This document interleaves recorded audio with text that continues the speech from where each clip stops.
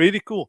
So today I'm going to talk to you about like all the new cool things there are in AI, show you some demos and kind of answer your questions if you have any. So feel free to interrupt and just ask away. So my name is Henk Boelman. I'm a cloud advocate at Microsoft and I have Twitter. If that is still a thing, you can still follow me. I have a GitHub where you can find all the demos I'm showing you today, and I have a blog where you can read more about Azure machine learning in general. So I was watching Twitter and the news for the last 6 months, and it was like so extremely much news in these past 6 months that I had a hard time of keeping up. Did you all have the same? Like it is just coming and coming and coming and coming, right? So like a brief overview, what Microsoft already announced in like the past 3 months, and it is so small that I don't think any one of you can really read it. But in January, it kind of all started with that we extended our partnership with OpenAI. We made our OpenAI service general available. Then we put it into Viva, ChatGPT in Dynamics, in Viva Sales. Then it went into Bing. So suddenly Bing became something cool again.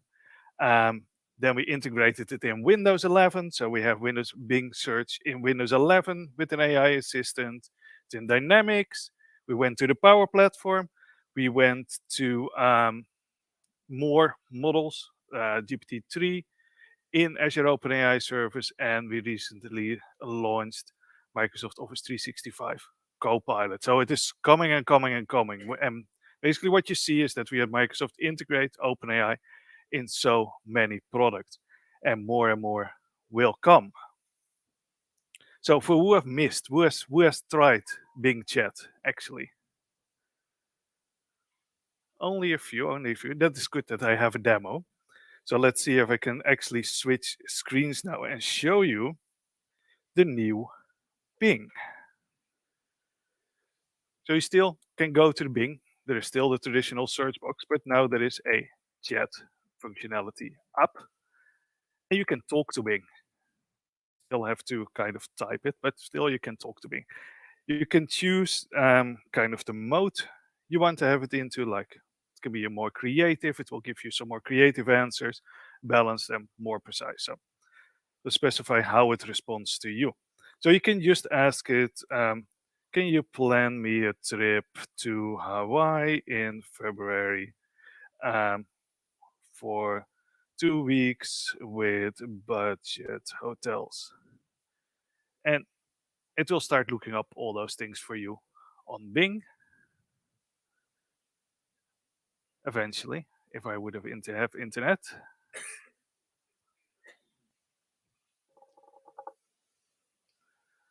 Yes.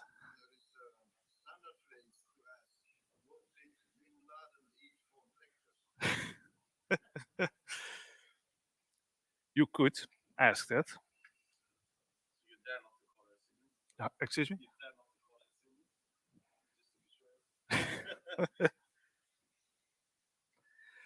So what it is doing, it is extracting like key phrases out of this sentence and starts search queries, puts that back in ChatGPT and kind of give you an answer.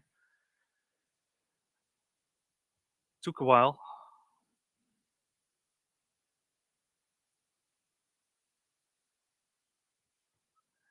And here it will tell where it got the information from and what you can all do.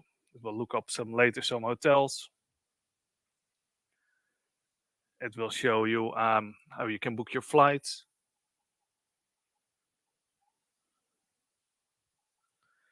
And it is very chatty, so there's a lot of information to share today about it. And here below you see the resources where it is pulled it from. So the cool thing of Bing is that it is combining the model that is capable of talking and phrasing things nicely together with real-time information it finds on Bing. Another cool thing what Bing can do is using the image creator. So I always like that all the images in the slides are created by Bing. I still have 25 boosts, so it should not take too long. So let's ask it to create something. A sunset in Stockholm, and then digital art, add some mist and some mist, yeah, some fog mist. Let's create it. The last one turned out pretty cool. So here I have one with the moon. We'll wait for this one to finish. And here this should be a nice newly freshly created image with. It did what I asked, a sunset. I don't know if it is Stockholm. Could be, but who knows. And here I had another one, like with the moon and Stockholm. It looks like kind of the church tower you have here. So that is what you can do with Bing. So I would say play around with it, install the mobile app. It is a little bit faster sometimes than the desktop app. So go and play with that. And it's cool, this new search experience. So let's go back to the presentation from the current slide.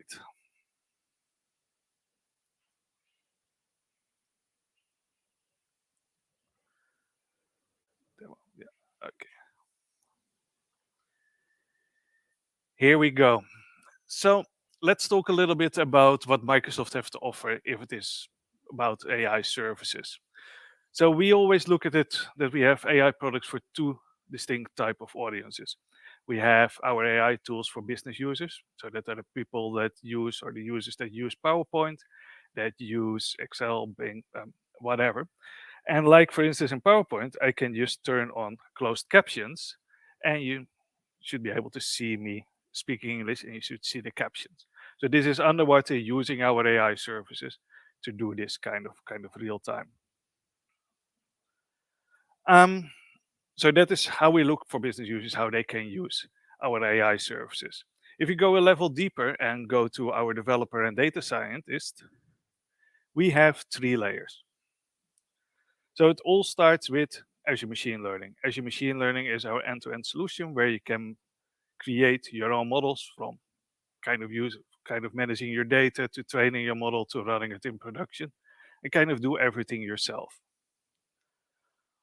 We have built a lot of models, our cognitive services, that we expose through APIs.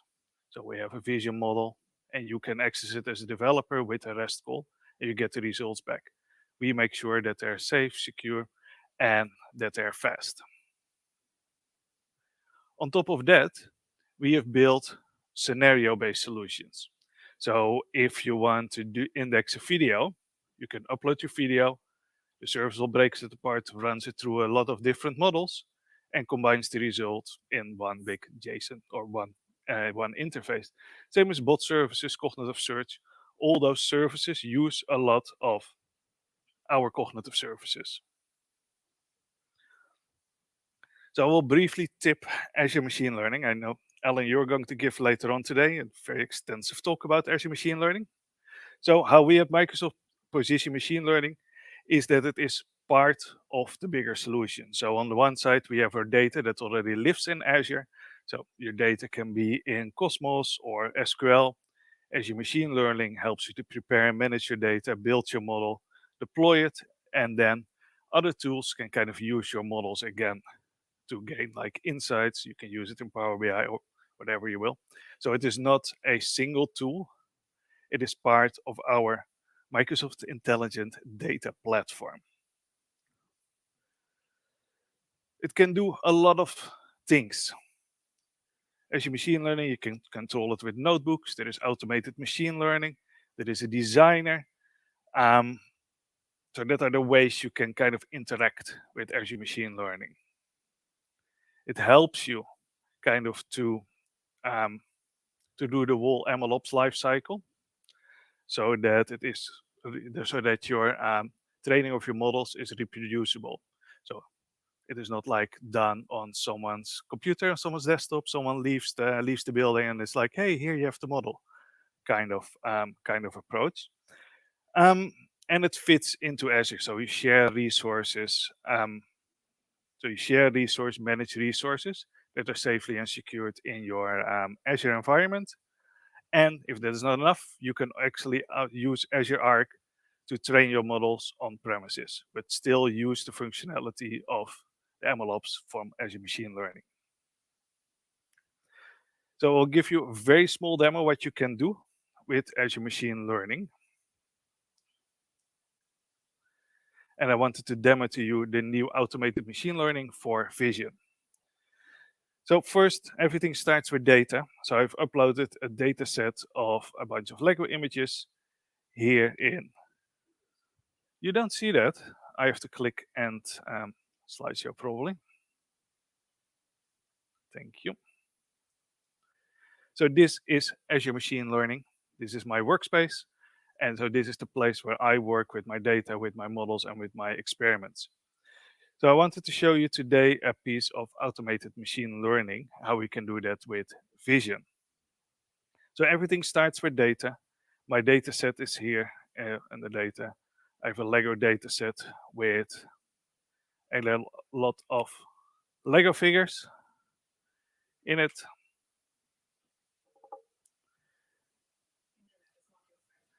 Absolutely not. You should never accept a place with only Wi-Fi.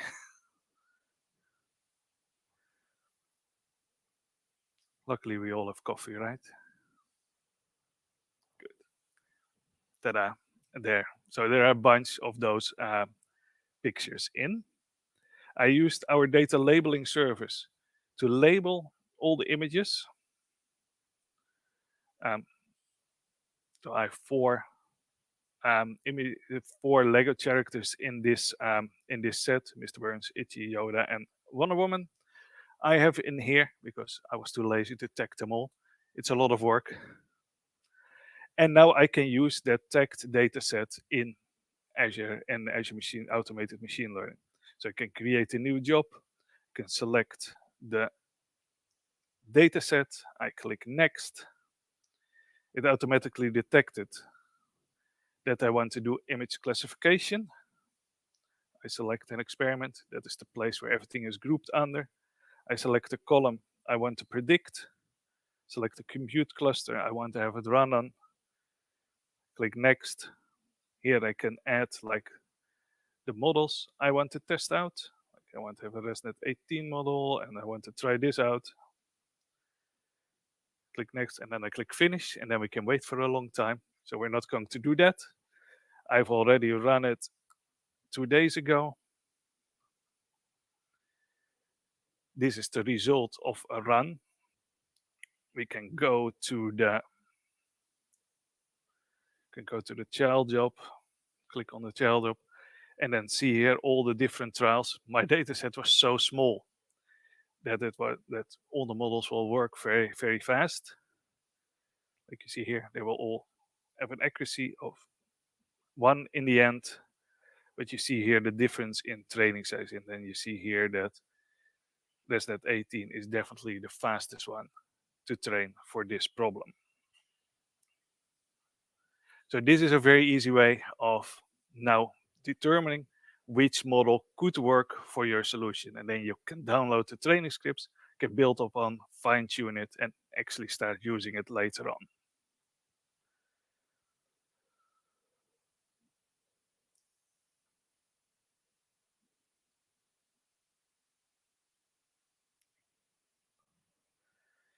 So let's talk a little bit more about cognitive services. I briefly mentioned that there are APIs that you can use in your solutions. So you send a piece of data to it, like an image, a piece of audio, and you can later kind of use it. You can call the API and use the result in your solution. So we have it in 4 areas.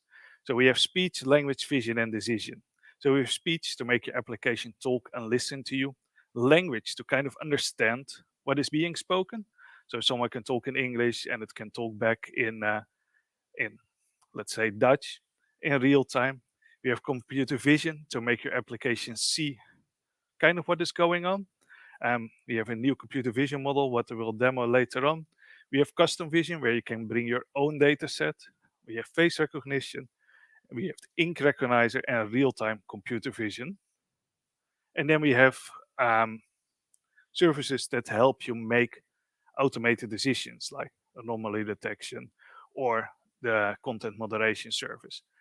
Like if you have a website, you have a lot of comments, you can run them all through, and based on what it is reading, it can actually say, okay, I will publish that or not that. So that is pretty cool. And finally, we have a personalizer service that can kind of recommend out of the box products to you. Like you have a web shop, you implement that, and then it can suggest, like, hey, these products might be relevant for you. So computer vision, I think it was like 4 weeks ago around the Ability Summit, we launched a new model called Florence, and that one is implemented as a preview in some of the parts of computer vision at the moment. And it can do really cool new things. It's very accurate. And because it is a foundation model, which will come back later what it exactly is, it understands language in combination with vision.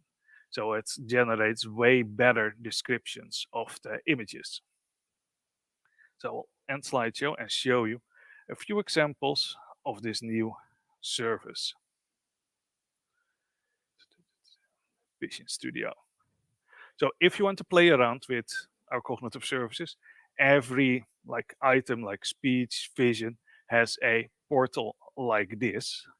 So you create your resource in Azure, and then you can go to the portal and start playing around with it. So the one I wanted to show you today is dense captioning. So of course we have the standard images from Microsoft that work very well. We have a woman sitting on the couch with a laptop and a dog standing on a rack. So it is pretty good in describing. But what if we upload our own image? So I was using this image all the time in my presentations, and then it would just say, oh, I see a bicycles and some water and some trees. But here it really is very descriptive what it is saying. It is bicycles with flowers on a bridge over water, which is pretty accurate. And I also really liked this one, a bag with a leopard print pattern. And what was it more doing? Close up of a bike wheel, a tree with many cars of people on it. Okay. I don't see that. Bicycle. Oh yeah, this one. A bicycle locked to the railing, which is super true. The lock is down there. So it is really becoming really good in capturing images and seeing a lot of details. I didn't see it at first. I didn't really notice the lock. But it can do more. So like I said, you can use those services as API calls. So another thing what it can do is remove backgrounds automatically from images. So you can do a REST call, send an image to it. I will just run it because of internet. Go. So we can send this image with a REST call to the cognitive service. It's an image of me with the background, and here we see the result that it has removed the background for me. So the only thing you have to do is call the endpoint, send the key, specify the mode, background removal, and take the preview version. Have your subscription key in the headers. In the body, you specify the URL of the image, and what you get back is the image, and you can show it, show it here in this notebook. So with one API call now, I used to do that in Photoshop with like selecting pixel by pixel and cutting out people for a long time. So I'm super happy with this service. So another service is the speech service, which I personally also find really cool. So there is also a speech studio here. So we all have seen speech to text, text to speech. We have heard all the robot voices. A year ago, there came the neural voices, which sounded a little bit better. But now you can kind of create your own voice. So what I have done is I've created my own voice, trained my own voice. So my computer, the AI can sound exactly like me. So how did I do that? So you can go to the speech studio and you can start a new project. And then the only thing what you have to do, you have to upload 50 samples of your voice. And these are very boring sentences. You have to do this. And of course, I don't have sound on my laptop.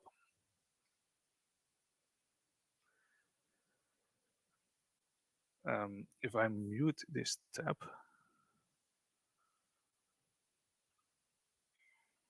I should be able to. He looks up and down and walks here and there. So these are the type of sentences you have to record 50 times. It will tell you when you do it if it had heard your voice good. So it says, oh, it is way too noisy, or your microphone is not good enough. It gets better when your microphone is good. I did it a few times with just a laptop microphone. Then my model was like, "Eh." But with a good microphone, it was a lot better. Yes. It is now English, is what I've tested. So I've done that. Then it trained for around 1.5 hours. And then I could deploy my model. So first I could review it. I've here 2 versions. Here I can review it. I have my model.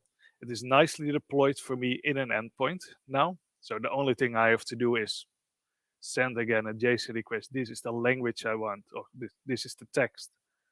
It will give me back a WAV file, but I can also easily test it here.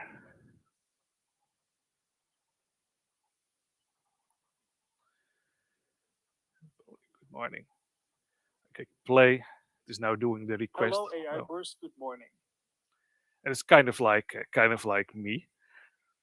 Normally, if I download it, I speed it up like a little bit, so it sounds a little bit more like me. But now we have an AI that can actually not make any spelling mistakes or say that all the time, and those kind of things. So that's pretty nice. So this is cool, right? You have your own voice now, which you can fool everyone with, but you can use it in your own code because you can switch out. There is a speech API that could do that, but you can change it to use your own voice. So I have connected this one to ChatGPT, which will speak as me back. So I can have a conversation with myself, kind of here. So I will run this application and then we will go through the code. So I'm using the DaVinci 3 model. Good morning. Oh, MD. no. Text equals txt name. Text equals chk group. Checked equals false chk closed. Checked equals false if value equals nothing, then data grid view 1 dot enabled equals false btn save. Enabled equals false btn cancel. Enabled equals false btn new. Enabled equals true btn edit. Enabled equals false btn save. Enabled equals false. Good morning. Good morning. How can I help you? What is the weather today? The weather today varies depending on your location. Please enter your location to get the most accurate weather forecast. Stop. Okay, so this is like kind of you send this uses text to speech first because I'm talking here. So that's just an API call to the service, translates that into a text string. We send that to OpenAI. Then OpenAI sends his or her response back, and then we send that response to the speech API, and then it will send back a WAV file, what we played here. And you see ChatGPT listens very careful. It showed us a piece of code, came back, and then it was spoken. So this example is available on Microsoft Learn. If you go to learn.microsoft.com and then search for OpenAI, you find this example here. And it's very fun to play with.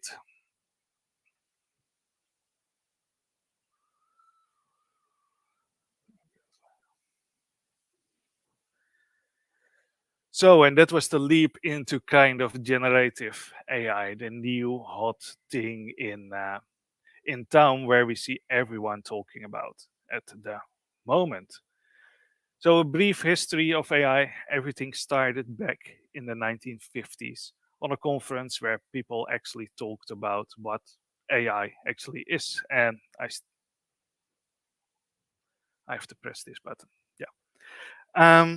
What AI actually is. And it was kind of like the definition was that if it can kind of like mimic humans so that you don't really see the difference if you're interacting with a human or a machine. So that took a while for it actually to become a thing. There were a lot of experiments in those time, but it really, really took off when machine learning in the 90s became a thing, when there was more compute available and a lot of data available. And those two together made it became more the traditional machine learning. Later on, deep neural networks became a thing where we were talking about a different approach that more looked like neural network. And now, the last year, we have generative AI. So generative AI is a subfield of artificial intelligence that focus on creating systems that can generate new examples, such as images, text, or speech, that are similar to examples for a given data set. So it has been trained on thousands and thousands of images, and based on that, it will generate something new with instructions you give it. And the goal of generative AI is to develop algorithms that can learn the underlying probability distribution of a given data set and use this knowledge to generate new examples that are similar to the examples in the data set. So, and the big difference is that traditional models were only kind of good in one thing. So the traditional approach of model development involves training a model on a very specific data set with a very specific task in mind. And for example, an entity recognition model requires specifically tagged entity data, and a sentiment analysis model requires specifically trained sentiment data, which can be a bottleneck in training machine learning as a result that not a lot of tagged data is required, but that the data remains segmented for a specific task, leading to higher development costs and very slow development. So the future of AI is that the models are flexible, reusable, and can just be applied to any domain or any industry tasks. So that is where foundation models come in. So these foundation models are trained on a very large set of data, like text, images, speech, structured data. And they were kind of introduced in 2018. So a foundation model is a machine learning model that is trained on a large amount of unlabeled data, allowing it to be adapted to a wide variety of tasks.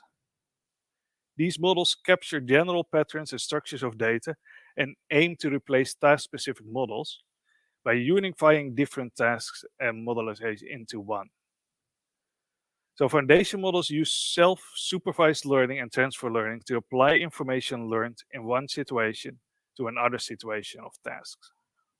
So training these models is very complex. You need a lot of resources, and they're typically very large and require a lot of data. And the scale of these models also plays a big role in the training process. So if we talk about the new OpenAI model, this GPT-3 model has approximately 175 billion parameters in it. And in contrast with the human brain that has 60 trillion parameters, it's about the human brain has like 300 times more parameters than GPT-3. So it has a lot of parameters. And along with its high dimensions, the cost of GPT-3 was over $4.6 million to train, $4.6 million, using Tesla V100 GPUs in Azure. And it took 9 days to train. So you don't want to make a mistake when you spin up that model. So we all have our gaming cards in our laptops. If you have the best one, the RTX 8000, it would take 665 years for your model to be trained and run it. So GPT-3 that shows that language models and performances. GPT-3 shows that language models' performance scales as the model size, data size, and the amount of computation increases. So it really works, more data, more compute. And now, without fine-tuning the model, it can do basically any NLP task for you. So Microsoft, yes.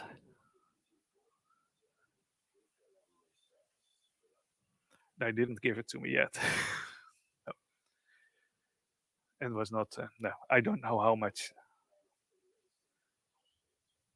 I don't know.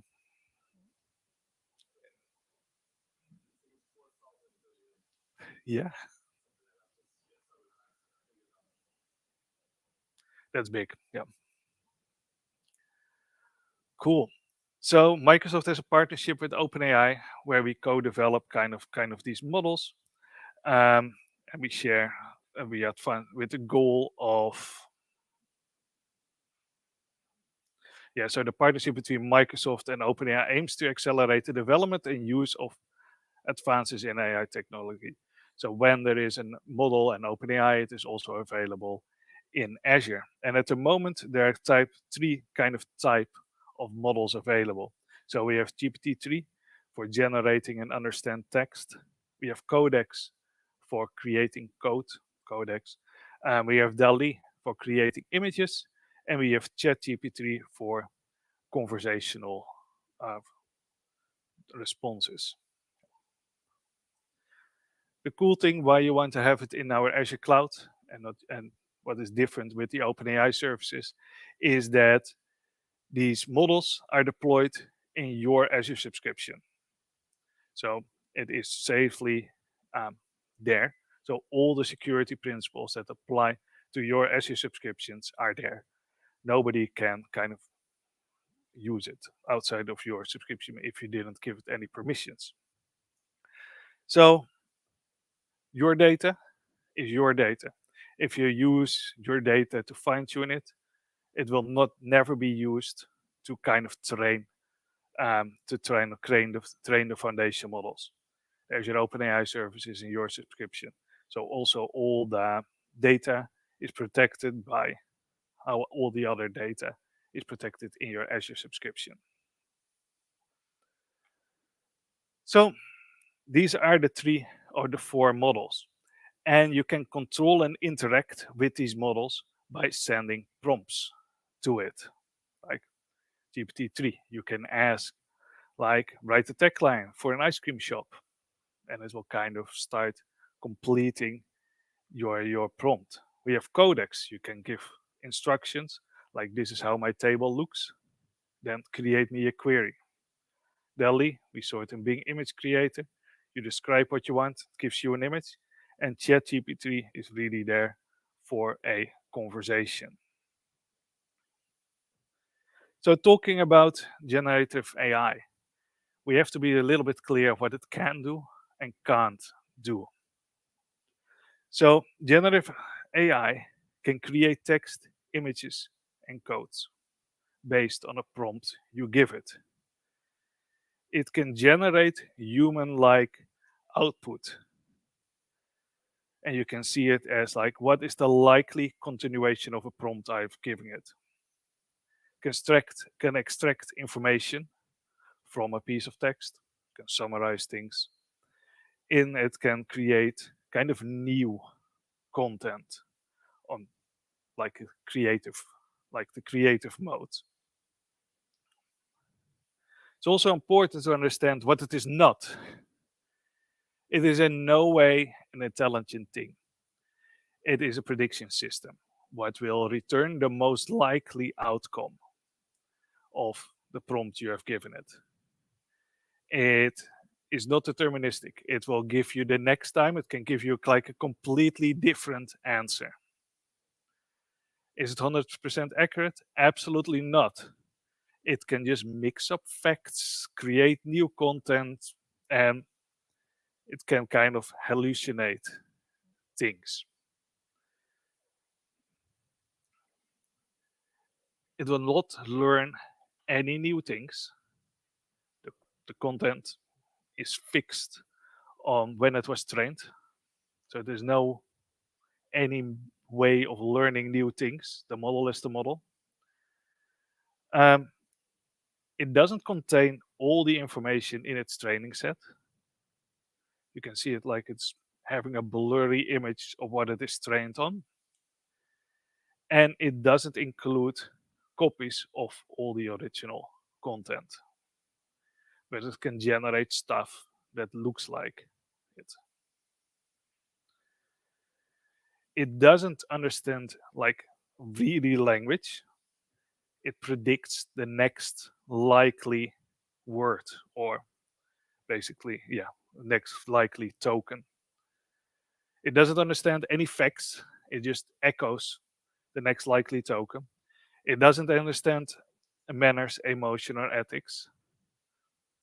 And it doesn't understand anything. It just completes, it gives you back the next likely token for your sentence or for your prompt. So Azure OpenAI has all these different kind of models in it. The latest model is not always the model that you need to fix your solution. Some models, if we go to the next slide, some models are super fast, have less capabilities, but are perfectly for the task you want them to be able to use. So if you want to classify things, extract addresses, or extract keywords, you can use one of the ADA models, which is like super cheap if you compare it to using the last GPT-4 model. So before you pick the model, dive into what all these models exactly can do. One of the implementations we have made is GitHub Co-pilot. GitHub Co-pilot kind of helps you accelerate when you are typing code. Did any one of you ever use GitHub Co-pilot? Are you liking it? It makes it go way, way faster, right? Just typing your comment, having your code, and having your code generated. So basically what it does, it runs in Visual Studio or Visual Studio Code or GitHub Codespaces or wherever there is a plugin available. It sends your context and code to GitHub Copilot, runs it to the codex model, and gives you the likely suggestion back. And that shows in your editor.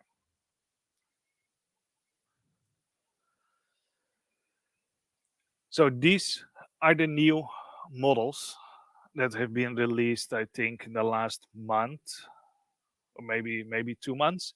So GPT-3 Turbo, which is super fast and good in conversations. We have GPT-4 just released, which is of course trained on a bigger data set and can have more tokens. So one of the limitations of these models is how many tokens you can send to the model and it can analyze and so send back. So if you have a conversation, yes.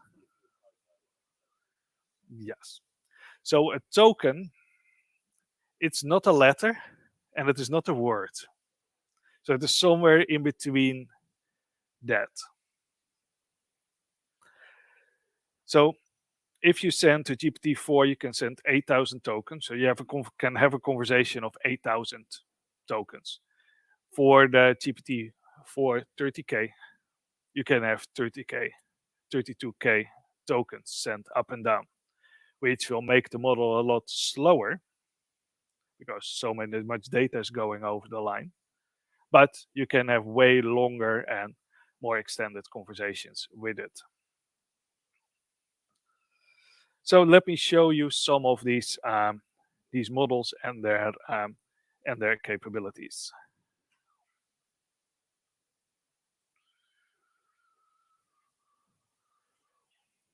No, not here. So for that, I will use our Azure OpenAI Studio. Like I said, for everything that is a studio interface. And here we have our models. So when you get access to the Azure OpenAI service, you have to deploy your models. So first you're going to go and deploy your model is there, and then you can kind of use it. So this is the playground. Here we have like the three models, the three latest DaVinci models. We have some parameters here. So the temperature is like how creative the model can be, how many tokens the response can be. So you want to have that mostly around here. And here you can tweak for a right answer. So I always like this example to show like that it is just a prediction engine.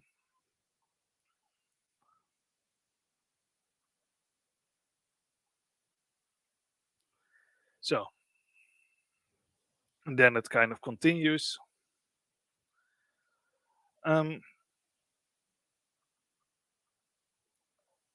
So what shall we ask it to do?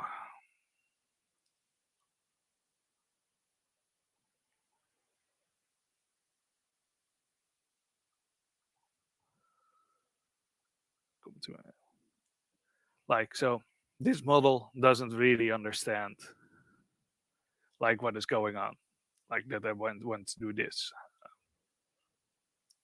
So the later models kind of can do that a little bit better. Can we please? Yeah. So if we ask this one, it also doesn't really understand it yet.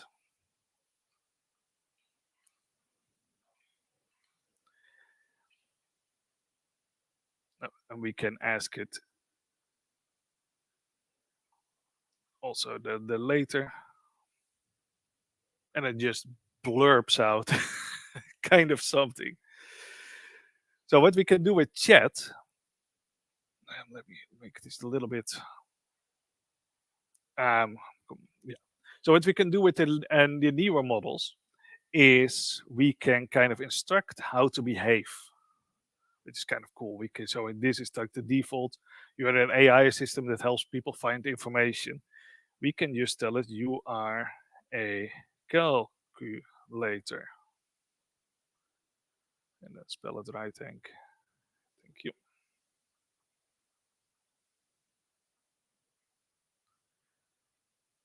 Yes, and then here, and it can kind of explain what it is doing. So the more the model gets advanced, the more kind of understanding it has about what you kind of ask it. So here we can ask write an email to my boss asking for a new laptop, and it will just complete it. Not this is not the right model to do that. So don't use GPT-3 Turbo in here. It's for a conversation, so it will now have this conversation with itself.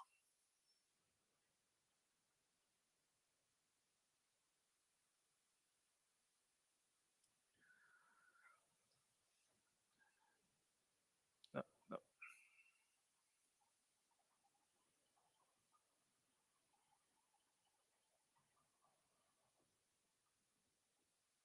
So you see this is 12 tokens. And here you go. Copy paste and send it to your employer and ask for a new laptop. You can continue on it, like here. My current laptop is described. The issue with the laptop is that it is super slow, and then it completes like yes. But what you can do with the chat, this one knows kind of the history of what you're saying. You can have a conversation with it. So I can just use the default here. Let's copy paste quickly this sentence here.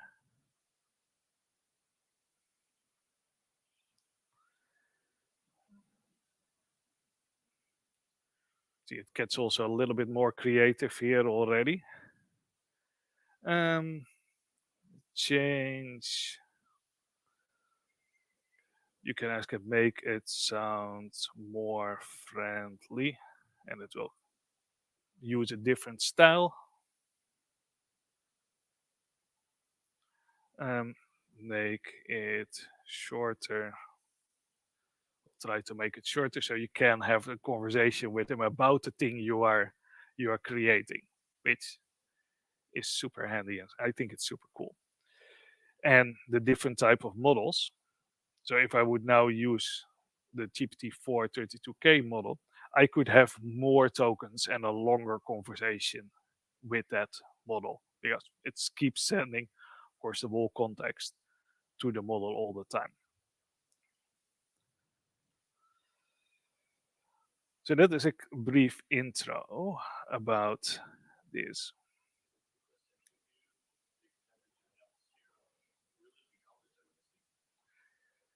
For me, still not completely, but on very simple questions, it will be. Yeah. So you saw that, like those models, you give it something, but to make it actually do what you want, they're very powerful. You kind of have to study how to write a good prompt, and it's kind of like learning how to drive a car. Everyone can kind of hit the gas and play with it, but to be safe and on the road and make it actually do what you want, it takes some training. And that is, I think, what is going to be one of the biggest jobs now in the coming time, to write good prompts to make these models actually do what we want them to do. Now, here we have a few of those different prompts. We already went over it a little bit, but the more descriptive you are and explicit you are, the model will do a lot better. And we saw that with the new models, we can give like kind of the meta context. You are a in a what is the example here? You are a conversational agent that with a code name Dana, so you can give it a name, and you tell that agent works at Gourmet Ice, and what you can describe what the capabilities are of the model. And then every time you have a prompt, it will look at that meta context and act accordingly to that context, and then give the response. I have some cool examples for that later. So you can customize your OpenAI, bringing your internal data into the mix. We have a great solution together with Azure Cognitive Search. There's a really nice blog on about it, where you can have the power of ChatGPT that can have that conversations with you, understand language, but then with your internal knowledge database. So you can ask it, for instance, for an insurance, does my policy cover this and this and this? It understands all the language and so on. It will look it up in cognitive search and give you the results, kind of like your own Bing solution. And then you have the prompts. And this is how you can kind of differentiate your OpenAI implementation with everyone else. So let's do some more examples with OpenAI. So I'm going to create a bot or an OpenAI implementation that can help me create accessible content or validate if my HTML is accessible and fix it for me. So let's end the slideshow again. So I'm going to ask it some questions, and then we can see how the system message can really influence the output of the model. So I'm going to clear the chat here. And I'm going to start with this system message. You are an AI assistant. Your name is, and what do? You make HTML files accessible using this WCAG standard, and that's what you're going to do. So I'm going to save this message here, and I'm going to pick an accessible piece of HTML for my speaker notes and put it in. Before, of course, we greet it. I can help you today. What can you do for me? Can ask it. Then it tells me how it can help. Then I'll paste in an HTML file. And we now see that there's a response that is like, yeah, there it is. Yeah. Like this is not really useful. It is useful information, but it is not kind of what I want. So I can go back and extend the prompt with what it can, how it should respond to me. So I say in your initial response, you respond with the number of issues you found. Only show one issue per response. And in the response, you show the part of the HTML that needs to be changed, as well as the original code.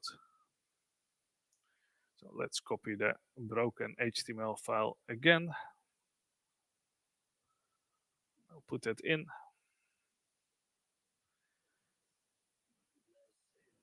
I had to save it, yeah, because thank you. We clear the chat so it has a new context. Say hello.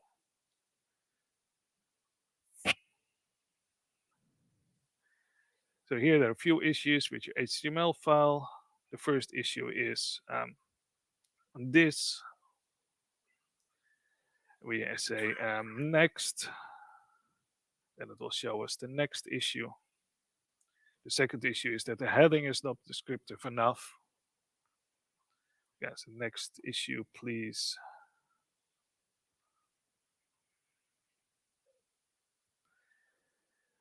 Tells us that the third issue is that the list items in the menu are not wrapped in a navigation element. So it is doing what we want, but I can still say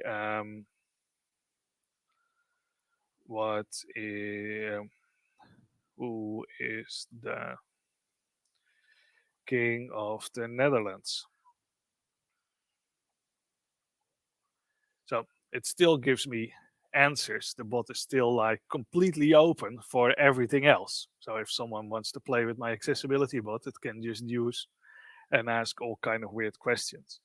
So the final thing what I can do is I can just add do not answer anything else. Save it indeed, clear the chat, and then I should be saying hello. What can you do? That should be a little bit more specific. Who is the king of the Netherlands? And it doesn't listen to me today.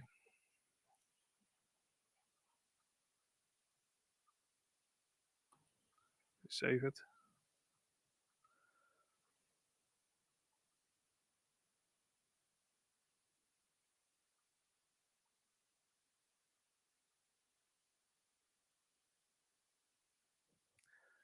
And now it does. I'm sorry, that's not a question related to my functions as an AI assistant for accessibility. Is there anything else I can assist you with? Nope. You just had to save it again. So a few other ones. Another thing I wanted to show you is how you can help make it summarize your emails, because some people write very long emails, and I would just want to know um, kind of the summary and and the action points I have to do. So I have an email here that I'm going to send to my mailbox, and I have a logic app that is running OpenAI in the background. So I'll show you that later. So I'll say, "Hey Hank, thank you so much for the conversation yesterday. I'm telling some facts, and then there are some action points here. We agreed for the next meeting in 2 weeks. Can you share a workshop? And I'm looking forward." So I'm going to send it to OpenAI at Thursday.cloud. The subject test will come again in this mailbox. There's a logic app listening to new email in this mailbox. So I'll run it through OpenAI with a very specific prompt of what it has to do and send me an email back. So we will hear the notification when it comes back. So in the meanwhile, we can go to the Azure portal. Here it is. So what it has returned, it has returned the sentiment of the email. The sentiment of this email is positive. Hans is thanking Henk for the conversation and discussing parts of the plan. And the action points are schedule a meeting in 2 weeks, discuss the workshop, and connect in the next meeting for creating more plans. There's an executive summary, and there is the original email. And you would think you would kind of need like 3 calls maybe for this to do it, but it can be done in like 1 call, because you can ask it very specifically from this text. I want first the sentiment, second the action point, and third the executive summary in 1 paragraph. And then you can even specify like make this, put H3 text around the headings, please, and return that at once. So let me log into my Azure subscription and look up the exact point what we did here. This is our run. It's just an HTTP call, not this one. And here we see the prompt. It was extract the sentiment from the email, extract action points for the message in an HTML list, create an executive summary in HTML.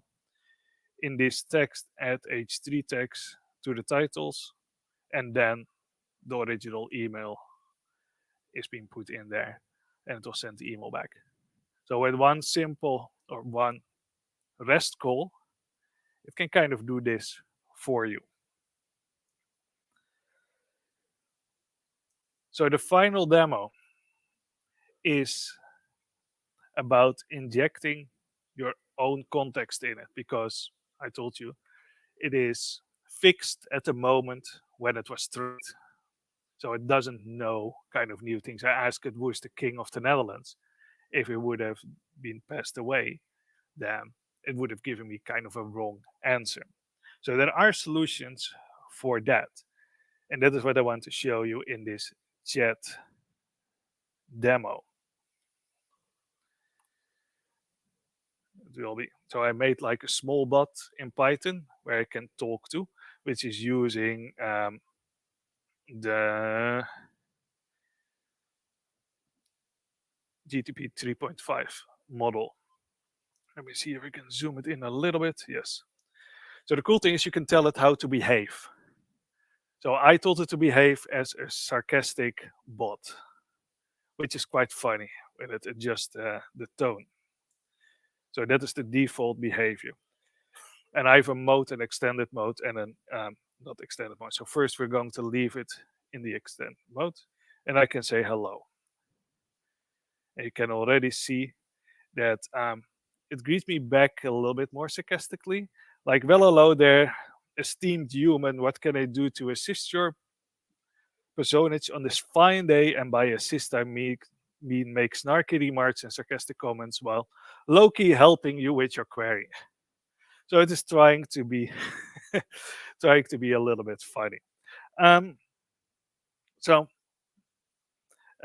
is Queen Elizabeth still alive? Well, if she wasn't alive, we definitely have some breaking news on our hands. But the answer for your question is, as far as our records, the last time I've checked the news, Queen Elizabeth II of the United Kingdom is very much alive. So that is perfectly true because for this model. So let's see what we can do if we use kind of the Bing method, that we kind of inject recent knowledge in the conversation and then ask the same question. So we also want to have it like default behavior at the extension mode, and we say hello again, of course. It is working. Is Queen Elizabeth still alive? It is found. Um, Queen Elizabeth in my sentence. I will explain later how it is found at, and it injected some additional content, which is found on Bing, in the conversation. And Queen Elizabeth passed away in 2022. So now it is giving the correct answer. So how did I do that? So for that, I used our text analytics API to extract entities from sentences. So that service, if you send a piece of text, it can look up like, oh, Queen Elizabeth, World Cup, anything, cities, everything that is like kind of a thing, it can extract from that sentence. And there is a Bing entity search. So you can give that entity, that word, to Bing, and it will give you a piece of information about that entity. And while you're having that conversation, you can put that information in the conversation. So you tell it, what do I tell it exactly here to do? Um, I'm saying ignore all previous answers and use this more recent information. And then I post the recent information in it. So I tell it that the new information I have about Queen Elizabeth is the right information that it should use.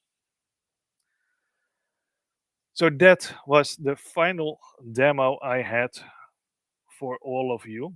There is a lot about prompt engineering that you can learn, and it is really fun to play with and see what gives the right outcome. So yes,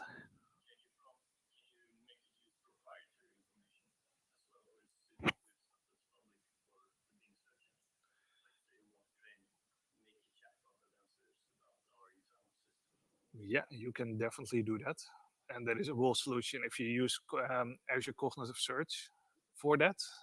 There is a solution that kind of does that out of the box for you now, which is cool. But you can also do it in this way. The only thing I did was a REST call to the Bing search and put that information in.